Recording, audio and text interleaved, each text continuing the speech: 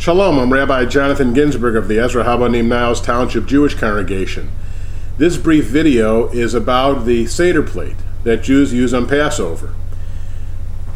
So we have a Seder plate. Now this one has 6 places for various items. Sometimes you'll find a Seder plate equally valid that has 5 places. The difference is whether or not you have a place for lettuce. So let's start from the top. This one has a roa here, which is the Shank Bone. And the Shank Bone represents the annual Pesach sacrifice that constituted the basis of the Passover festival in the Torah. In ancient times, our ancestors would roast a lamb and they would tell the story of Passover. I once saw the Samaritans, who think they're the real Israel, although we don't think so, doing this in the area of Israel. And since the temple was destroyed in the year 70 of the Common Era, all we do today to remember the Paschal sacrifice is to have a shank bone here in memory of it. Next to it we have Pesah, which is an egg, which of course represents life and fertility. And Passover is really in the midst of spring, and it's a time of thinking about the renewal of bounty and freedom. Here we have maror, usually horseradish and bitter herbs. The Passover story tells us that in every generation it's incumbent upon each of us to feel as though we personally left Egyptian slavery.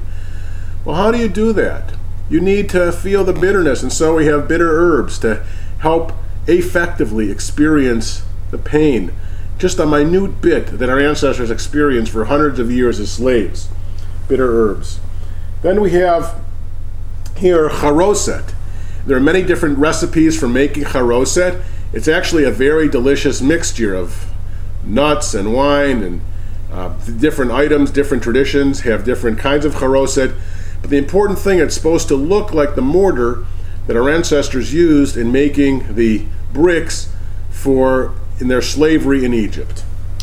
And down here we have karpas, which is usually parsley or greens, and that is of course to represent spring, the festival of springtime, which Pesach is. And then we have chazeret. This is the one that's not found on all Seder plates.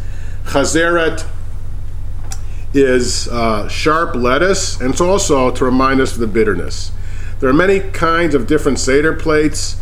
Usually it's customary to have at least one per table, and you can put them, fill them up, and have them on the centerpiece. Now there are other items that occur on the Passover table. There's a cup of Elijah, and let me explain a little bit about that. Elijah, of course, in Jewish folklore represents the mysterious figure who never died, who visits Jewish homes and has many roles in Jewish tradition. But the specific role here comes from a passage in the prophet Malachi, at the end of the prophet section of the Bible, where Malachi says, "Behold, I will send Elijah the prophet to announce the great and awesome day of the Lord."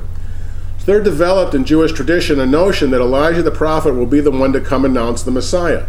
In fact, when we make the Havdalah ceremony on Saturday night, one of the songs we sing is about Elijah the prophet coming.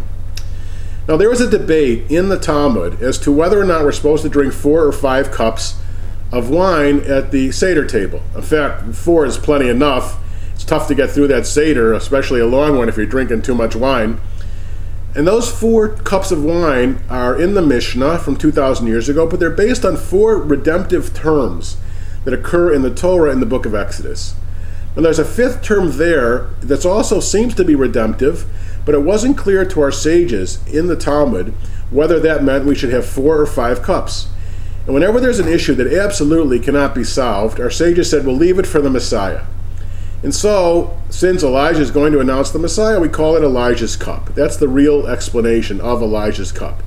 Of course, there's all kinds of fun things you can do with it. You can have someone dress up as Elijah, and when you open the door at that point to welcome Elijah in, the person can actually come in. And sometimes someone at the table will surreptitiously, secretly drink some of the wine so it looks like Elijah actually came in. It's a very cute thing to do with the kids. So that's a lot about the Seder table. Now some of you may have heard about the Cup of Miriam. Jewish feminists in the last some period have been introducing Miriam's cup to lift up Miriam, feeling that she didn't get enough exposure and prominence in the story, because after all, she led the women in the celebration across the Red Sea. Sometimes you'll hear also about putting an orange on the Seder plate. And that the legend is that when women rabbis began to be introduced to American Jewry, one Orthodox rabbi said, "Women rabbis, that's ridiculous. When there are women rabbis, there'll be oranges on the Seder plate." Well, now we have oranges sometimes on the Seder plate because the non-Orthodox Jews among us believe in women rabbis.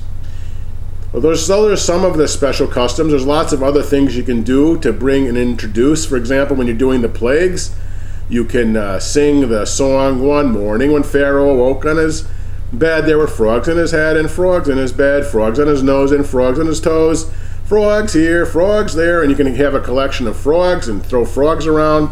You can throw ping pong balls around when you have lice. There's lots of fun, creative ways to keep your children's attention.